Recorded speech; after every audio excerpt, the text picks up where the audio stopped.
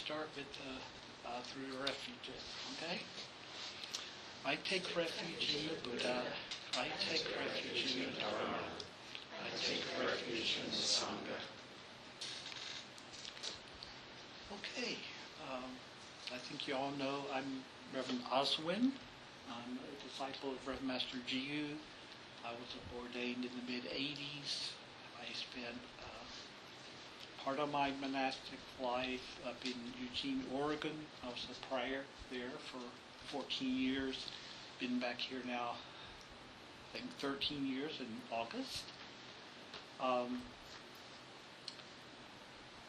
want to explain a little bit about the change in the theme for the retreat. It was billed as transfer of merit, okay, and as a combination of forgetfulness plus I hope what you will think of as serendipity, I forgot that A, I was doing the retreat, and B, what the theme was. Okay, because Ando had asked me back in May, and I was in the middle of making a transition from being the executive secretary of the order. I was passing it on to Reverend Keido. We'd also just completed the election of our new head of the order, Master Koten, and I was responsible for that. So it's been just a very busy year.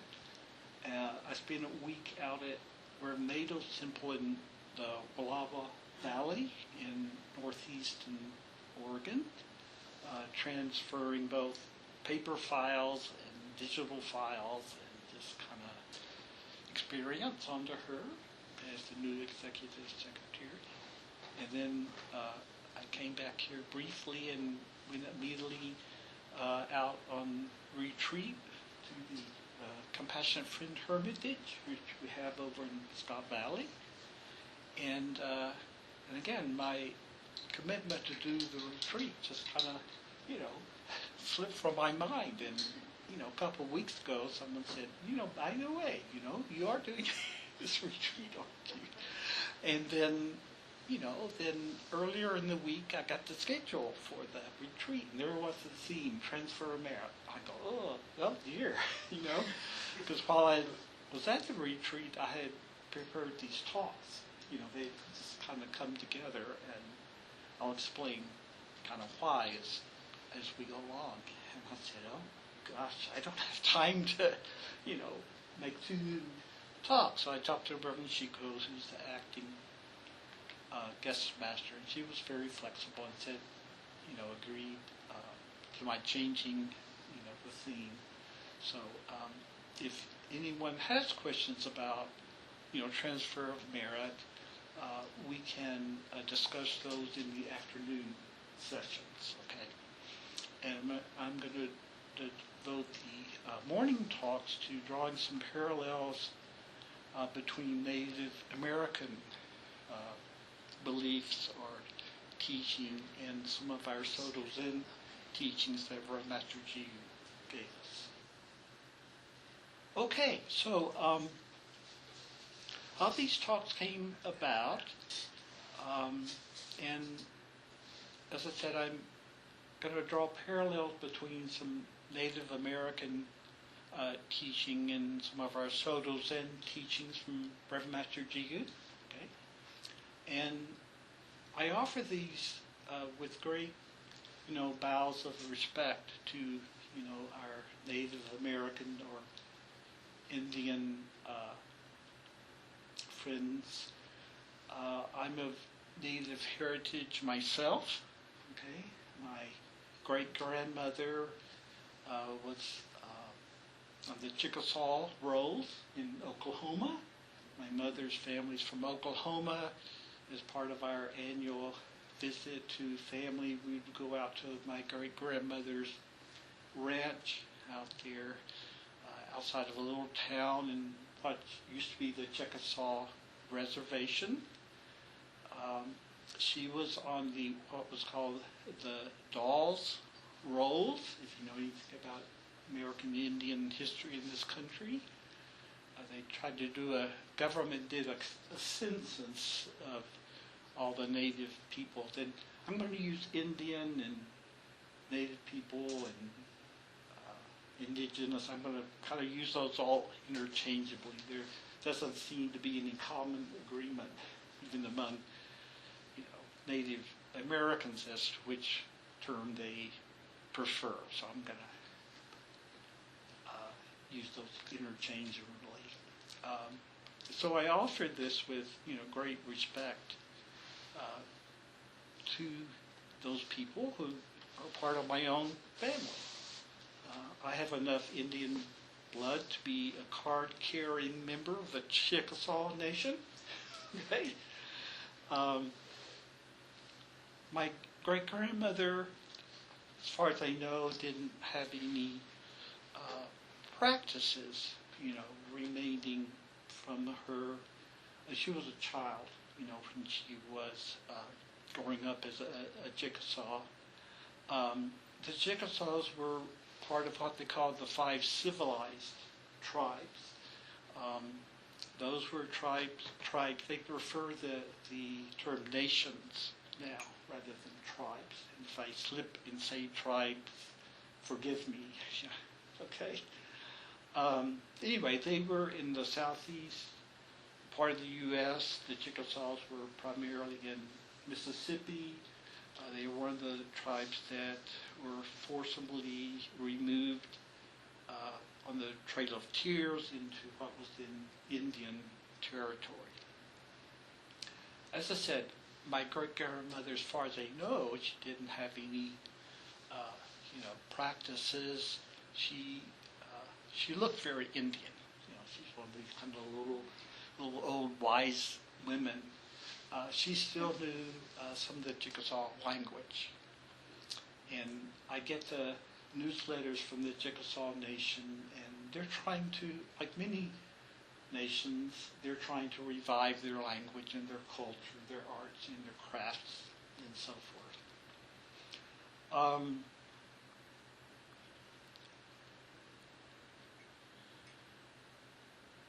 How these talks kind of arose, I didn't kind of go out and do research. And I'm not an expert, I'm not a scholar or an academic. I happened to pick up a book in our local library. Okay, our local library, puts out a rolling shelf of books outside the front door in the summer, books that they're just giving away because they're not suitable for their collection for whatever reason. They're paperbacks, or they're worn out, or just the topic, for whatever reason isn't appropriate. And I picked up this book called Mad Bear. Okay, and the subtitle is Spirit Healing and the Sacred in the Life of a Native American Medicine Man. Okay. I said, oh, that looks interesting. Again, I had this, interest in Indian life from when I was a child, and my connection to my great-grandmother. That got reawakened when I was in college. I read a book called Bury My Heart at Wounded Knee. Some of you may be familiar with that. It's about the demise of all the various Plains Indians. Okay. And that kind of, re-sparked this interest. I was also part of a theater group who wrote and performed a play based on Native American stories. Okay. And through a series of many other subsequent steps, which I won't bore you with, I ended up as a Soto Zen monk at Shasta Abbey. Okay.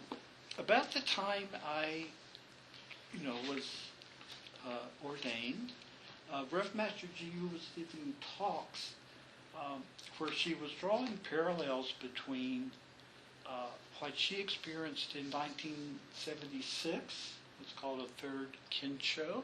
Okay.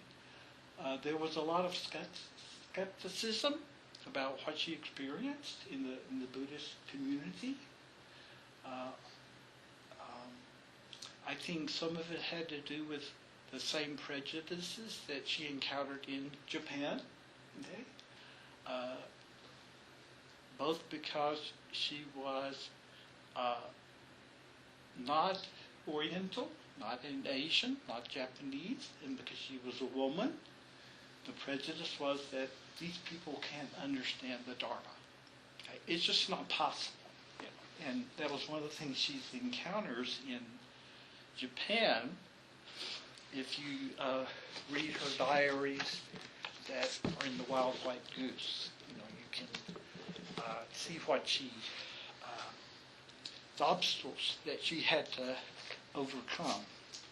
And she did that through the strength of her own faith and the support of her master, both the master there in Japan, but also in the master in Malaysia, in Chinese Buddhism, who had ordained her. Okay.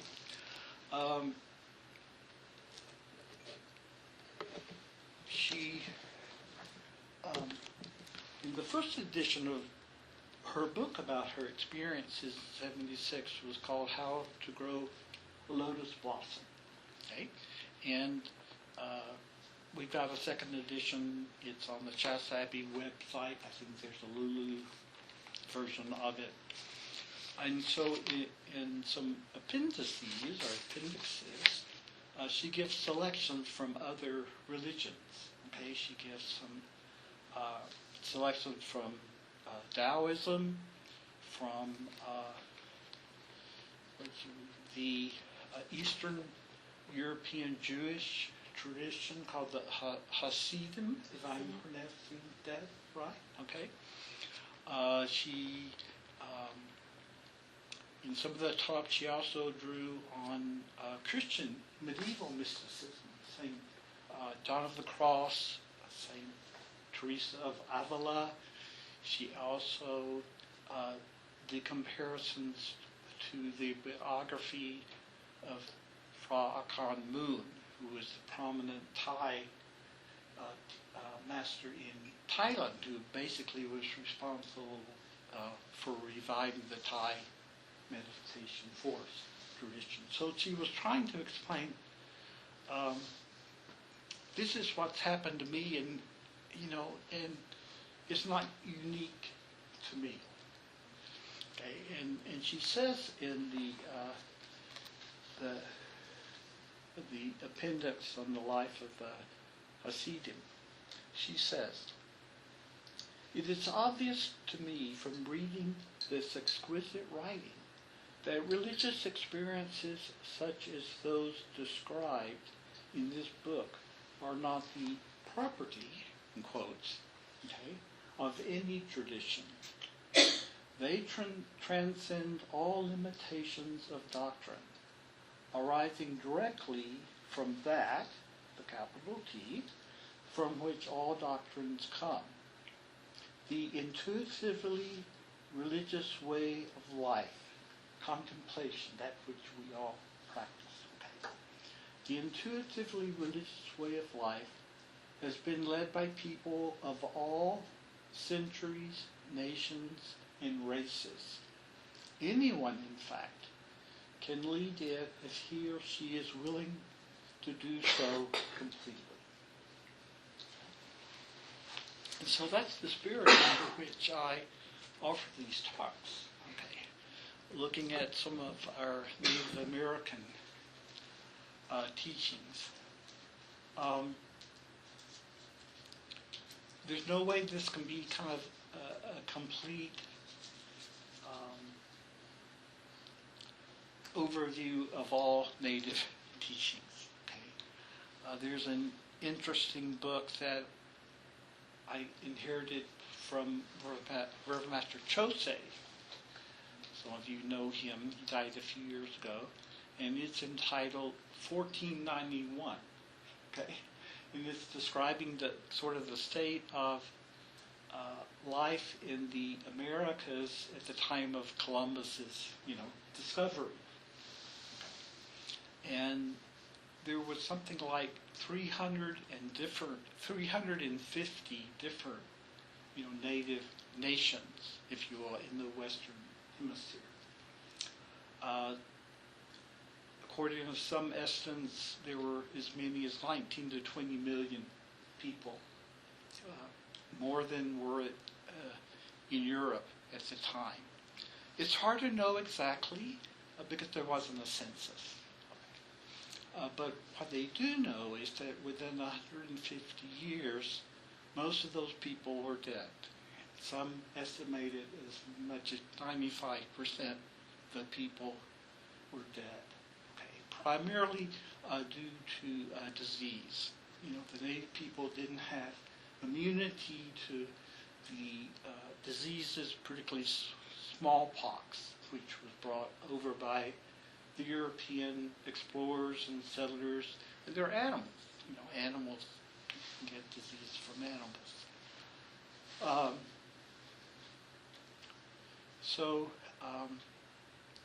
I think it's amazing that anything survived. Okay, and the three traditions I'm going to draw on, again, I can't.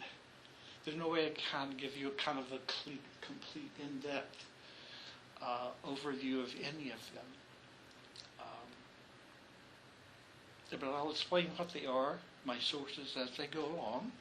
Again, I didn't do research. These books just kind of came my way. And any of you who do any kind of creative work, sometimes things just put themselves together in your mind. Okay. And this is what happened while I was on retreat. I was reading this book by, this medicine man or healers, I prefer that term. And I started going, oh, this is just like what we teach. Okay, wouldn't that be the great Dharma talk? Okay. And so things started putting themselves together. Also, I just wanted to say, I think it's important that we don't romanticize Native American teachings or people. They were people. They were human beings just like us. There were heroes and there were villains. There were wise and compassionate leaders, and there were young hotheads who were always wanting to go to war. Okay. And I think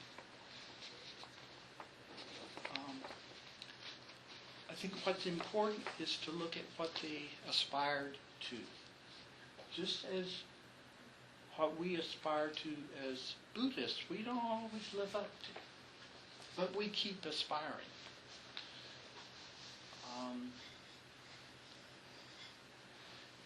There's a phrase, I think it's from Christianity, they say religion is for sinners, not for saints. Okay? Religion is for people who are trying to get back in touch with their true nature and live from their true nature.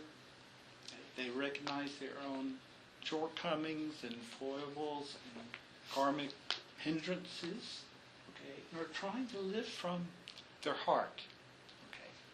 So I think as we listen to these Native American teachings and Reverend Master Jiyu's teachings, that's what it's pointing to. Okay. How can these things help us get back in touch with the truth, our true nature, Buddha nature? Okay. This shaman or healer, he was a member. He's probably deceased. This was in the late 90s. He was a member of the Bear Clan of the Tuscarora Nation, the Six Nation Iroquois Confederacy of the U.S. and Canada, kind of northeast U.S. Canada.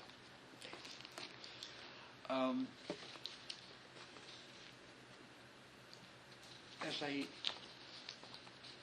read this, again, the first theme that came to mind that I saw was gratitude. Those of you who've been coming on Sundays or listening to YouTube now, I've been doing a series on gratitude. But I've been going, I stopped. I finally ended. Okay. But as I read this, I said, oh, there's more I could, add. So this talk originally was going to be a footnotes on gratitude.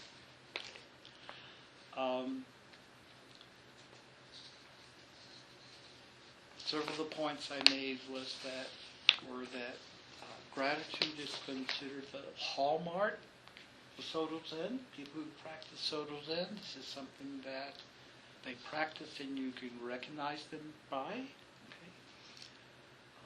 When we do the Shishoki recitation on Sunday, we're going to do a transfer of merit ceremony. The fourth chapter is on the four wisdoms: charity, benevolence, tenderness, sympathy. Okay.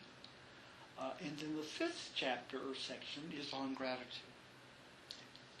And Reverend Master Jiyu, in her book, Roar of the Tigers, Volume 1, she has a whole chapter on gratitude. She says, gratitude is the fifth wisdom. Okay. And gratitude is not just a feeling, but it's something that we practice.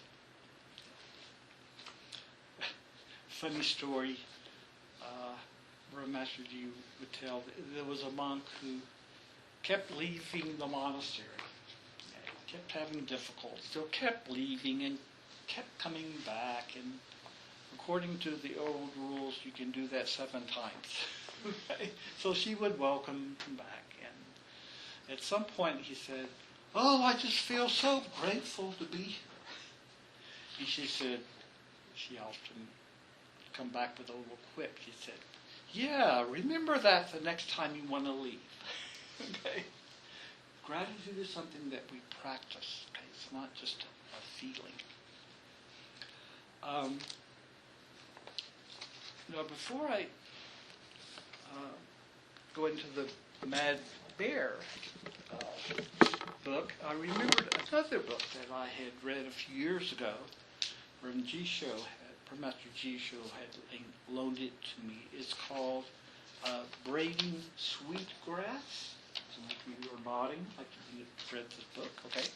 It's by a woman who's a member of the Potawatomi Nation. Started out around Lake Michigan. They were moved to Kansas, ended up in Oklahoma. She's a botanist. And so in the book she's looking at both scientific and Native American views of plant life and showing those connections. She explains that her daughter was attending a public school and was the mother, first name is Robin. She was called in for a parent-teacher conference, and her daughter was not standing up in saying the Pledge of Allegiance with the other students. Okay. And so, the teacher was asking, what's going on? She said, your daughter's not making a big deal of it. She just sits there quietly. And so, Robin, the author of this book, was explaining that, well, actually, in the way that Native Americans view things, it's not about being a member of a political, a regional government or organization. Native people see themselves as members of their own nation. In this case, it's Potawatomi. And the woman that says, well, we've actually got our own allegiance, okay? and it's called An Allegiance of Gratitude. And there's a whole chapter on an extended prayer that she remembers her father doing every morning. He would get up first thing and make a cup of coffee and watch the sunrise. He would recite this prayer. And I'm not going to read the whole thing, but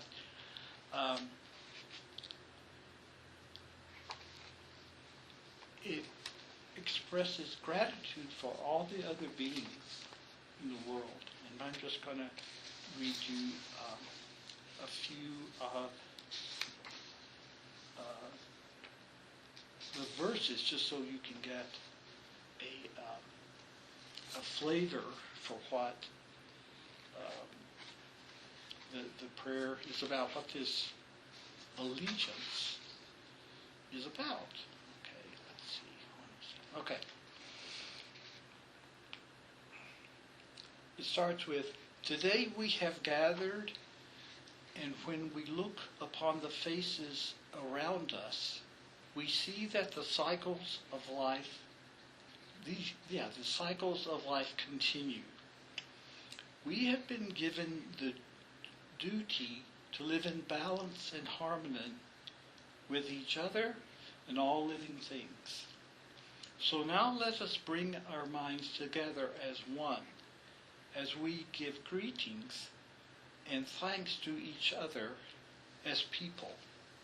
And people capitalize. The Native Americans often saw other animals as their own nation. Okay? Nation of wolves, nation of birds, okay? Other people. And then the verse concludes, now our minds are one. Okay? So there's a pause.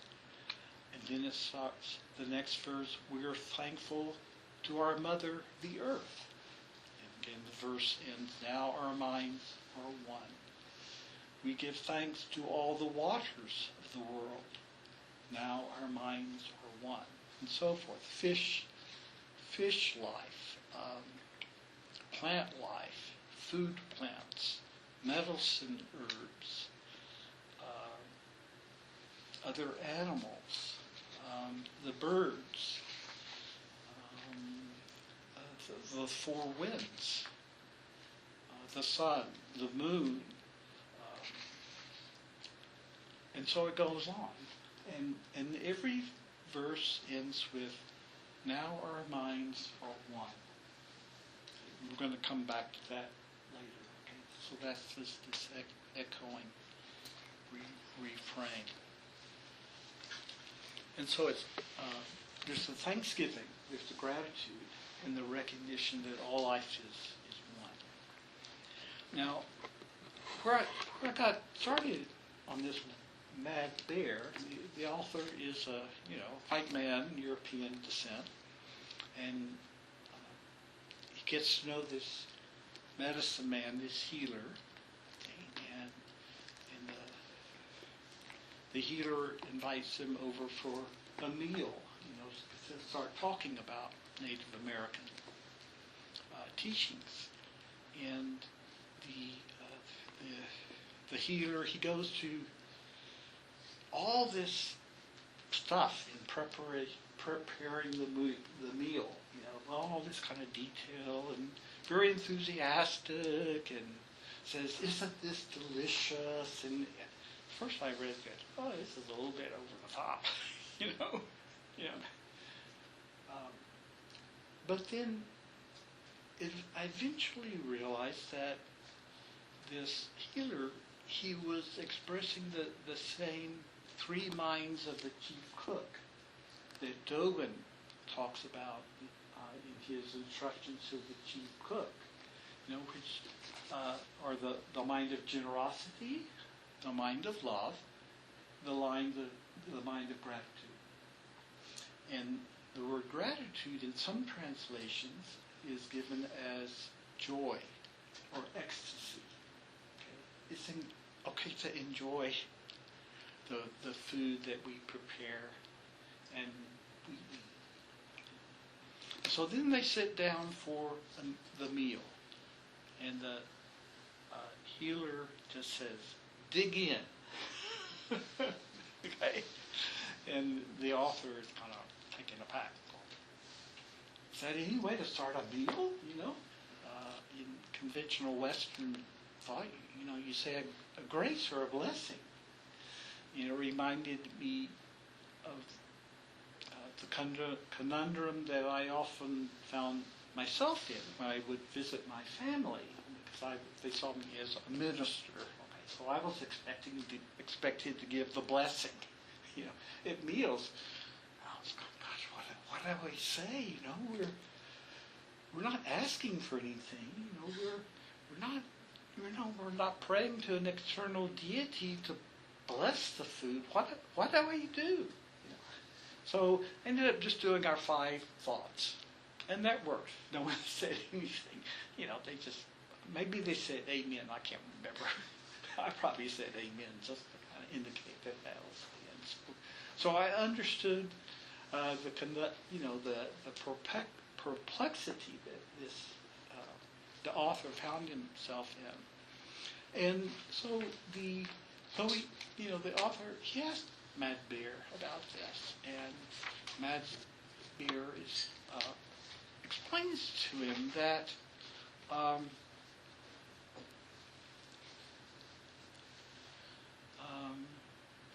did he put it?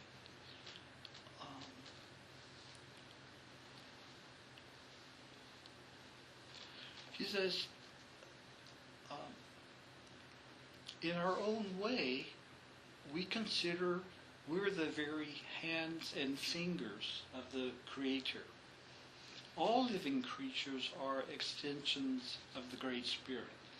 Okay. And he says, I have no criticism about Christianity or any of these religions, at least in their original form. But there's this one thing that I think they've gotten way off the track from their original teachings. Because we do not ask of the Great Spirit. The Great Spirit asks of us. Okay. And he says, the thanks are always given. That's never left out. We give thanks for everything, just as we go along. Okay. We already exist in a state of gratitude because we're cultivating that all the time. So what's the point if you sit down to a meal and saying it again? Okay, we're already grateful. Okay.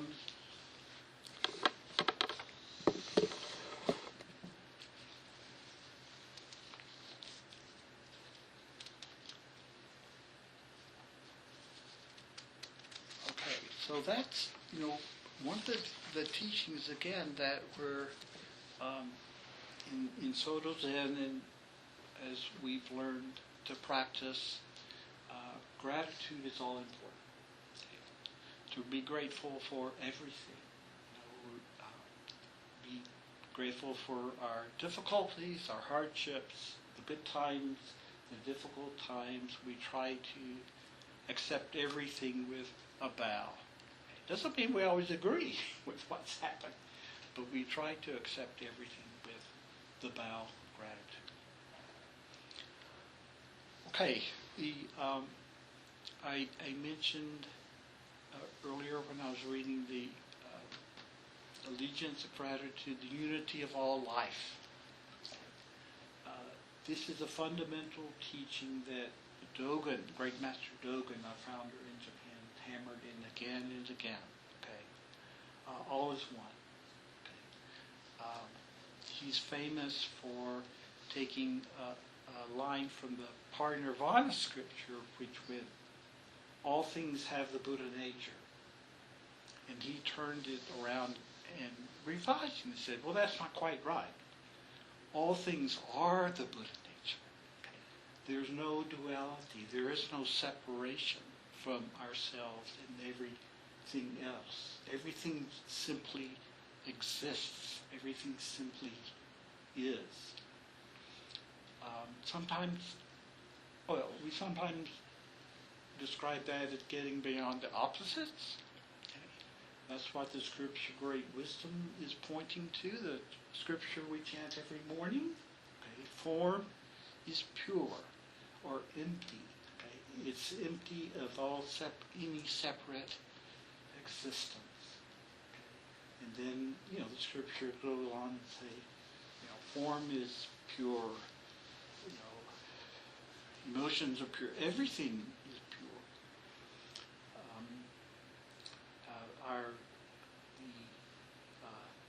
The abbot at Throstle in the UK, he's no longer the abbot now because he retired, but he coined the phrase undivided existence, which I really like. Non-duality just doesn't do it for me. Okay, but undivided existence, I can get behind that as an expression of what we're aspiring to.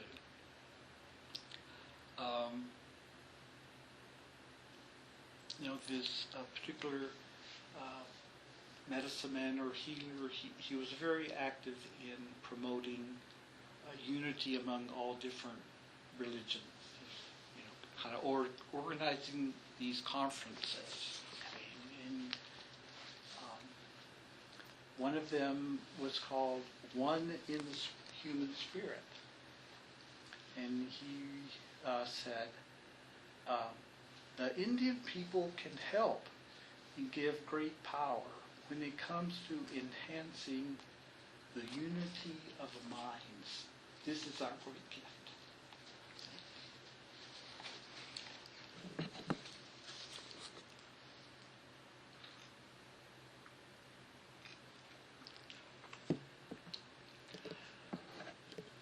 As part of this unity, another really important teaching is harmony. Okay, and we'll come back to that in just a few minutes.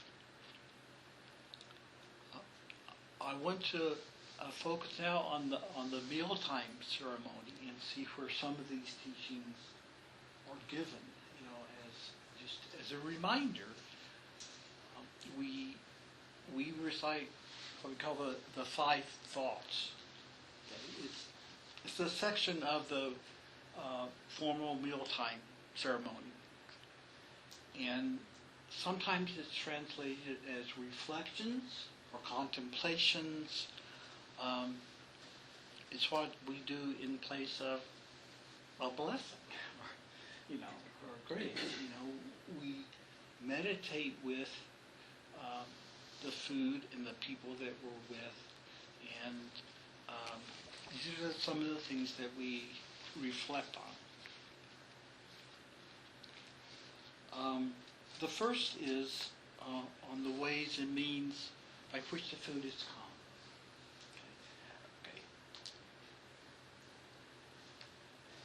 Okay. The word is kind of overused these days, but it's the interconnectedness of all life, or interrelationship. One way to meditate at a meal is take any one individual food and trace it back to its beginning. Okay. Even if you're eating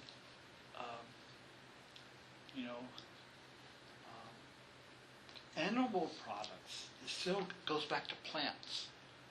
And every plant goes back to a seed. Okay. Where did that seed come from? How did it get planted? What were the conditions that enabled it to grow?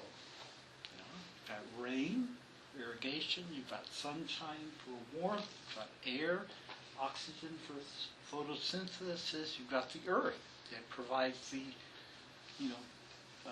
minerals that are needed. Who harvested the plant? How was it transported to the store? Okay. Where did the gasoline for the truck come from? You know, who paid the truck driver?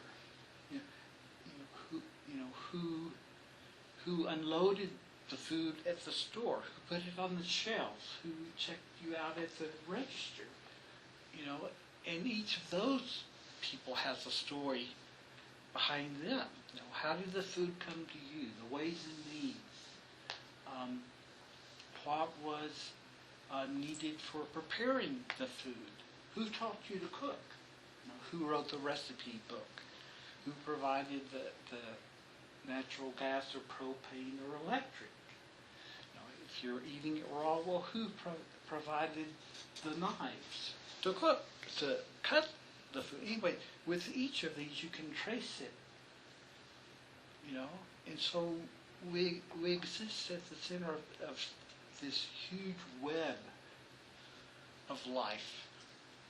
And when we come to a meal, we can meditate on that, the ways and means by which this food has come.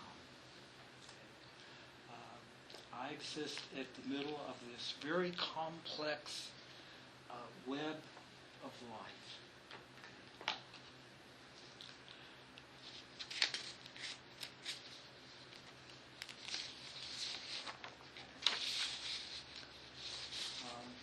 This is just, it's not exactly an aside, but it's just one of those little nuggets that I want to throw in, okay? Because it's elsewhere in the book, and this is, other than going on for 3 or 4 lectures, I have to kind of try to get everything into 1 or 2 lectures. But one of the interesting teachings that Mad Bear gives this man is, respect for plants and not cutting flowers, okay? Because they're living things. This is what Reverend Master Jiyu taught us as a teaching from Bodhidharma, who was, the monk who brought Zen to China. Okay? This is why we use artificial flowers on our altars, okay? So that we don't take the life of living flowers. Now, that doesn't mean that if someone gives us cut flowers, we say, oh no, we don't do that. We put them on the altar. We bless them. We don't reject any offering. But it's a little reminder to respect all life. Okay. And I want to talk a little bit, we'll come back to harmony.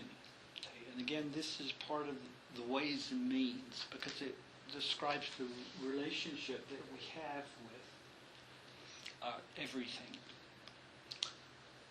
I'm going to read from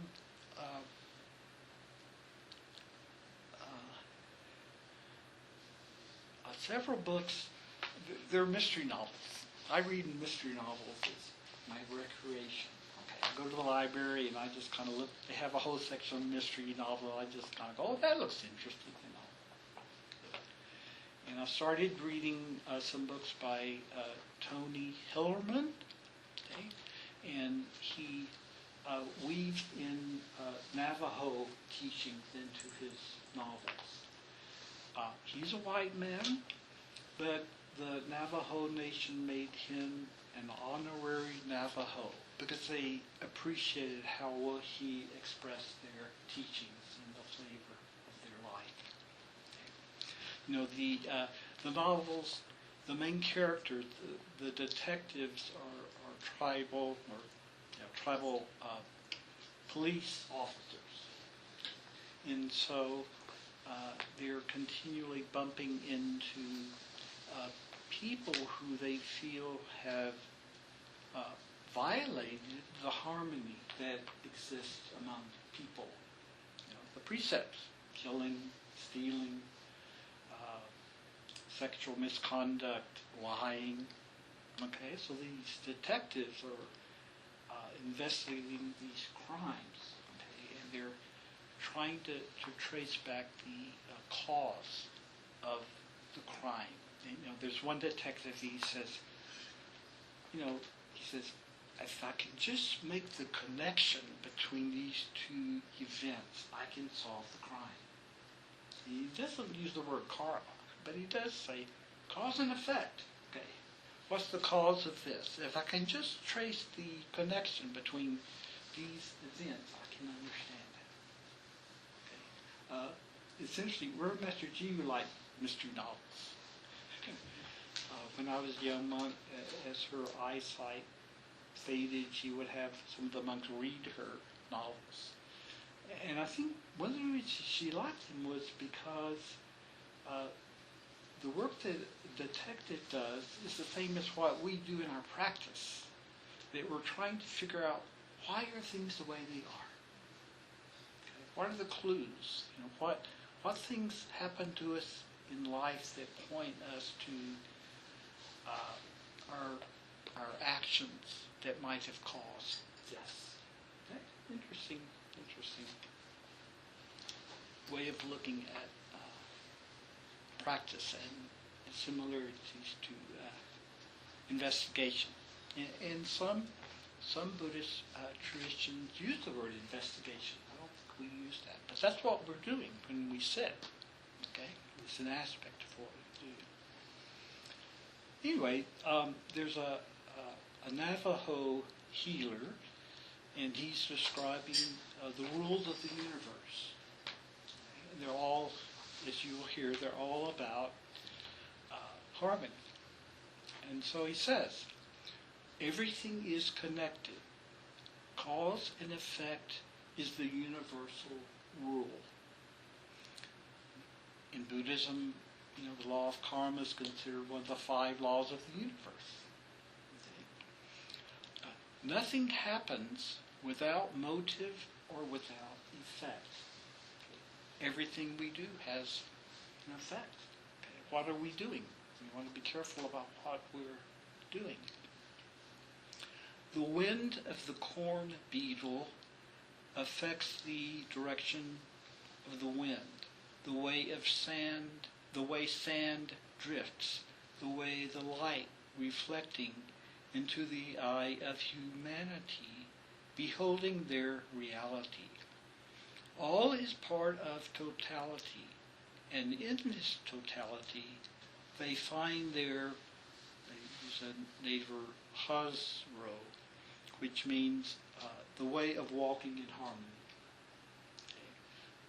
with beauty all around them. I just really like that, the walking in harmony with beauty all around them. You're appreciating all life, and your harmony with that. There's a number of places in our ceremonies where this harmony is emphasized. We just did an ordination ceremony, and as part of it, we do what are called the 9 homages. We usually just think of 3, but sometimes they're expanded to 9. Okay? And in the middle set is homage to the highest Buddha, homage to the most immaculate Dharma, homage to the harmonious Sangha. So there's that harmony. Okay.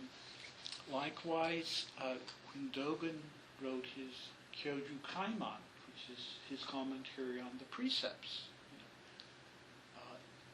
the third refuge or homage, he says, harmony is the Sangha treasure. But we don't stop with just the community of practitioners.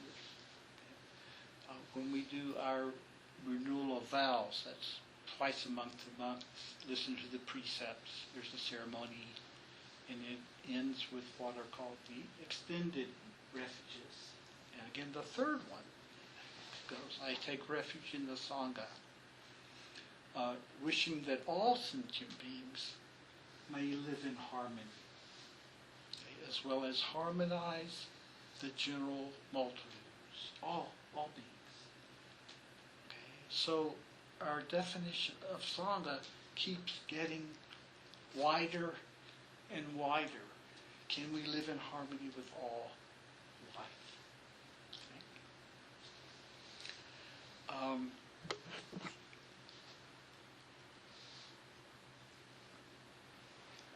In the Navajo way of looking at things,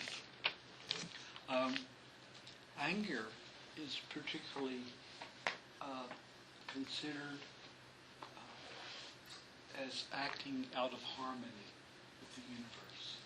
Okay? And of course we have a precepts on indulging anger. And they even have ceremonies for helping people let go of their anger. Okay, they're called, this is what they're called singings. So they get together and chant and embrace the person, encourage them to let go of their anger and restore the harmony. And this is what one of the texts says in trying to explain this. He says, why keep that kind of anger alive? We have our curing ceremonies to get people back in harmony, get rid of the anger, get happy again. Okay? Particularly, I think, as Westerners, we have this kind of background thing of, I think it's traced back to the idea of original sin. You know, that people, even when we come to Buddhism, sometimes we think that we're supposed to suffer, you know, in our practice. I mean, the Buddha taught that, yes, suffering exists, okay, but that isn't all there is. Okay? And we want to move from, you know, the cause of suffering to the end of suffering, which is nirvana, which is peace. Okay? Anger is one of the things that hinders us from getting back in harmony with things. Okay? It's okay to be happy. It's okay to enjoy life. It's okay to enjoy apple pie. You know, it's okay to enjoy a film or a concert or just hanging out with your family or relatives or your children, going with them to the beach and build sandcastles. All of these things are fine. Everything is a part of Buddha nature. The precepts are given to help us kind of know how we're getting out of harmony. But the purpose is that harmony, that peace of heart within ourselves.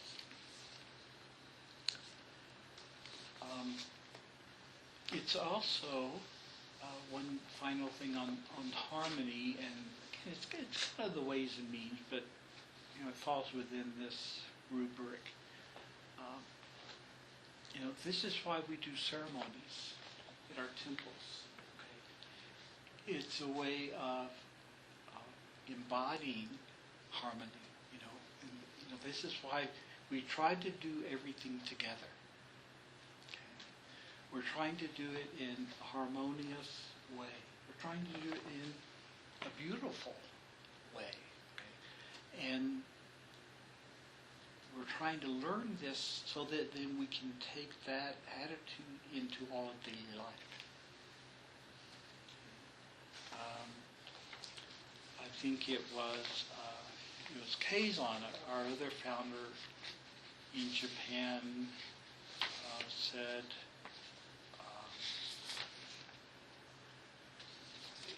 if I can get, I'm not very good at quotes. Let's see if I can get a quote there.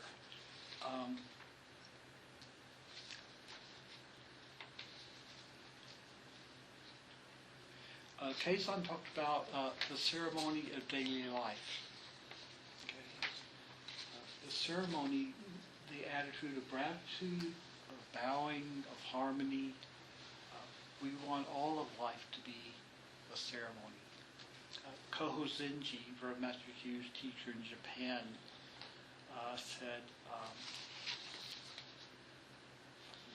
get the quote right.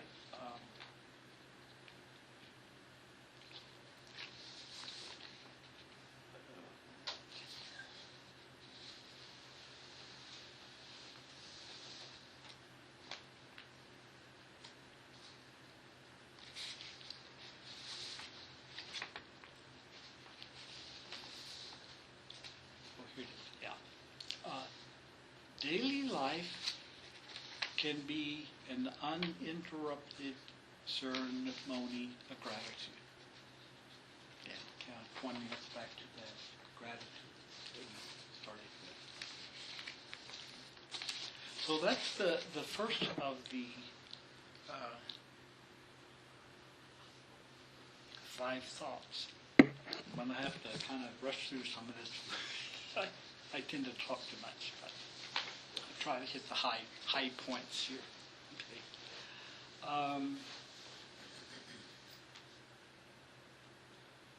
The second of the 5 thoughts is to consider our merit, okay? To reflect on our life. Are we keeping things in harmony? Okay. There's places where Mad Bear is describing how these young native people are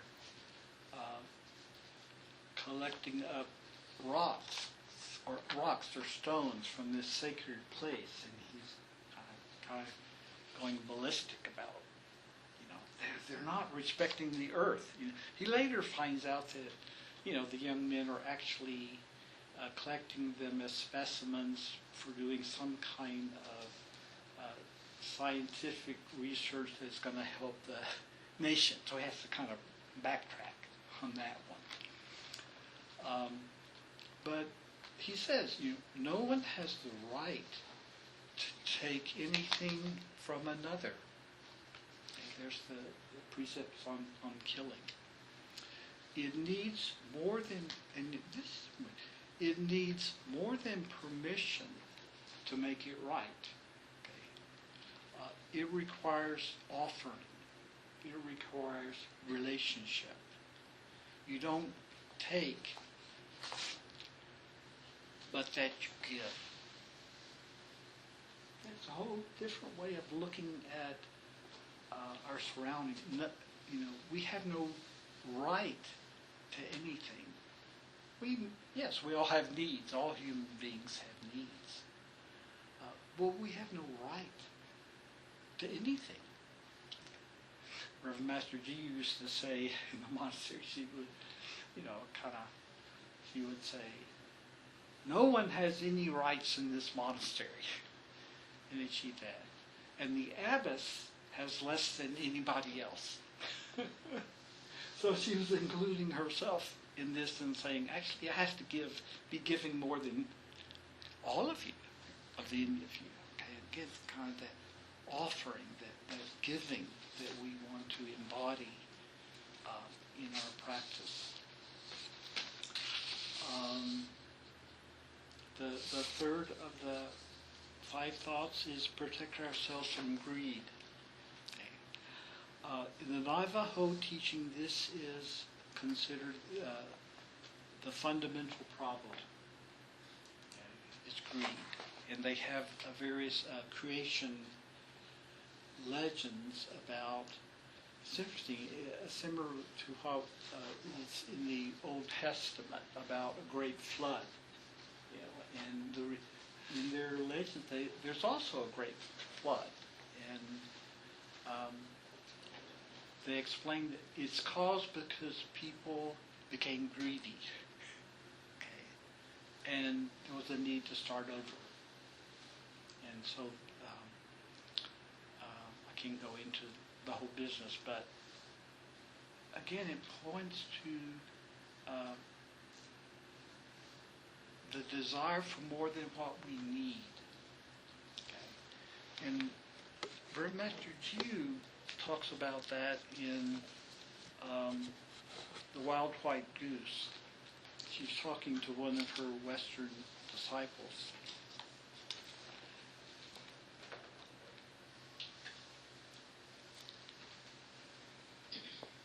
And she says, the country of the Buddhas will be established gradually. Until that time, all we have to do is keep going. Kyate, kyate, go on, always going on, always becoming Buddha. Our present civilization is founded on greed, on killing and plundering. It's wrong. It's a mistake. I believe that we need to establish a different type of civilization that runs along the lines that the Buddha laid down, based on his teaching, a teaching which teaches that greed, killing, and plundering are wrong. One day there will be a civilization under the protection of the Buddhas and Bodhisattvas. My duty is to train myself, and when the opportunity arises to establish that civilization, to do everything I can. And the injunction is that we all have the opportunity every day to do what we can to bring that way of life into being. Okay? And it's practical. I'm not going to say it tomorrow. But we all contribute our part in bringing that forth.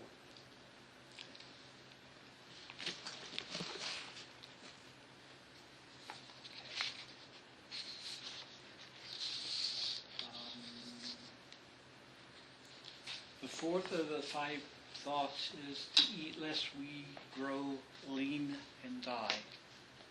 Okay? We're not breatharians.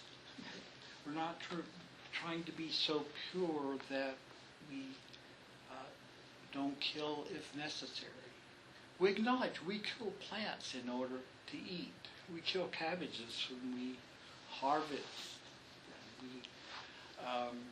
We take fruits and nuts from trees. Those are seeds that aren't going to germinate. Okay?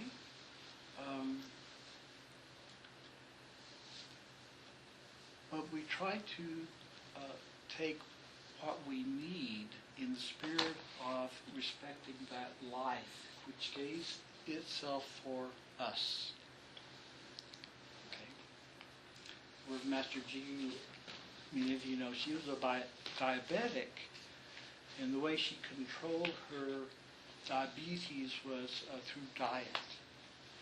And this was backward. Insulin was still kind of new on the scene. She didn't really want to take insulin because it was made from, I think, pigs' pancreases or something. So she was trying to control it through diet. In order to do that, she needed to eat meat. Okay? But she would acknowledge that she was killing, that she was taking life in order to live herself. And so she would always bless the meat and the animal from which it came.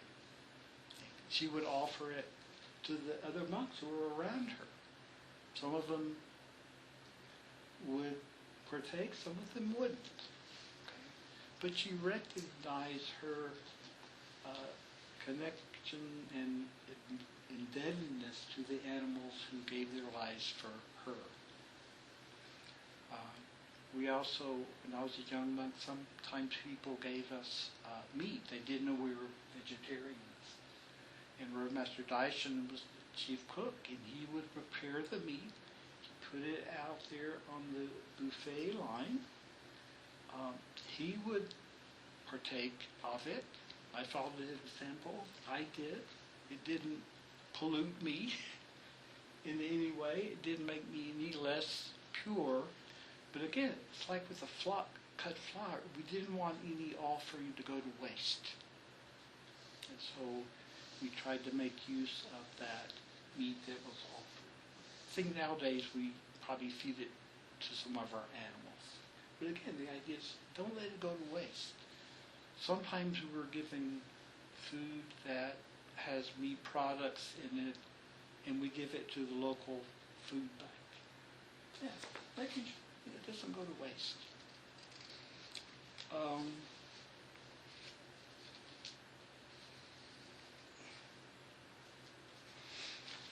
There's an interesting little twist on this in the teachings from Mad Bear.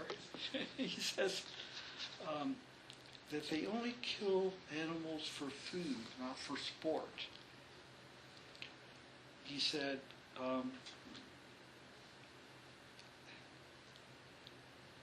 it's not right to kill animals for sport, because if you do, you should give them guns so they can shoot back. Okay? All right?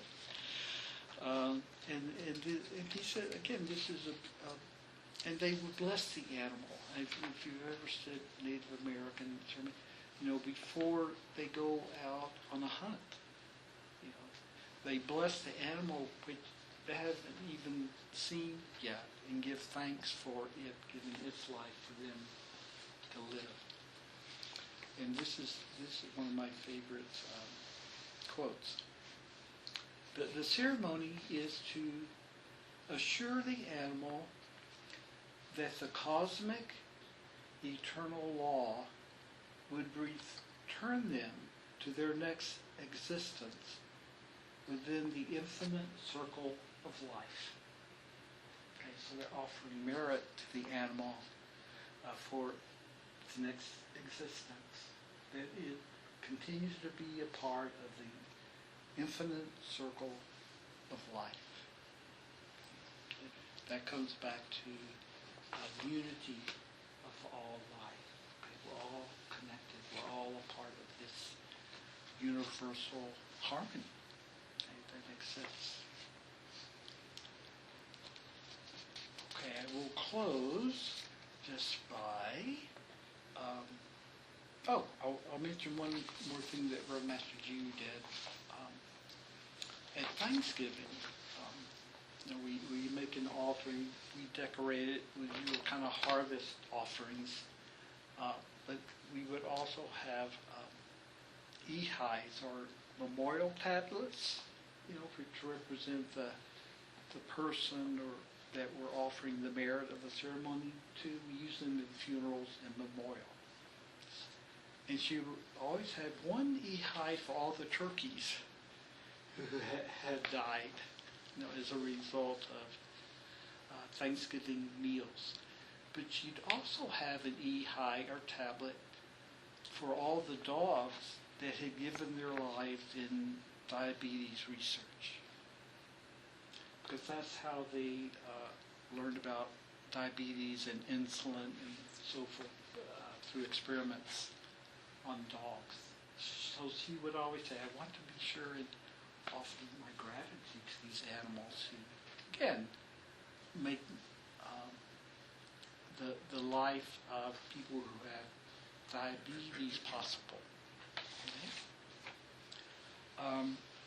And then we end our mealtime ceremony with a verse. It goes, we live in the world as if in the sky, okay, as lotus blossoms above unclean water.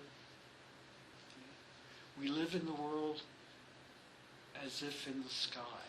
You could translate sky as space. We live in the world in an endless, infinite universe. Dogen has a chapter in the Chobo Genzo called Boundlessness, Koku, the Japanese, boundless space. We live in the world as if it is completely empty. It is empty of any separate existence. It's really a paean of joy, just acknowledging our part in this infinite circle of life, that extends. That's the thing about space. The space of this room literally extends all the way to the ends of the universe and beyond. Okay? We live in the world as if in the sky, as if we live in a boundless universe. And then we acknowledge our connection to that as lotus blossoms above unclean water. If you know anything about the lotus plant, one of the things unique about it and makes it different than water lilies is the lotus actually puts its stem up above the water to bloom. Okay. And it, like many flowers, the water just rolls off the petals. Okay. So we can have our lotus blooming in the world, even in the midst of suffering. Okay. The muddy water. We have our roots in the mud. That's our karma. We're still in this world. We're connected to this world. And it's that mud, it's that karmic inheritance that actually gives the plant life. So we take our karmic inheritance, mud, and we turn it into something beautiful, to the lotus blossom that is not stained, that it is pure. Okay? So I'm going to stop there so that we can all eat lunch, okay? Maybe some of these things can, be useful as you reflect at the beginning of the meal. We'll come together this afternoon and have a discussion. We can talk about any of the things I brought up. We can talk about transfer of merit. Reverend Astor is going to be joining us for that. And I've been, very happy to spend this time with you and offer the Dharma. And may you all have a good rest of the day. Thank you.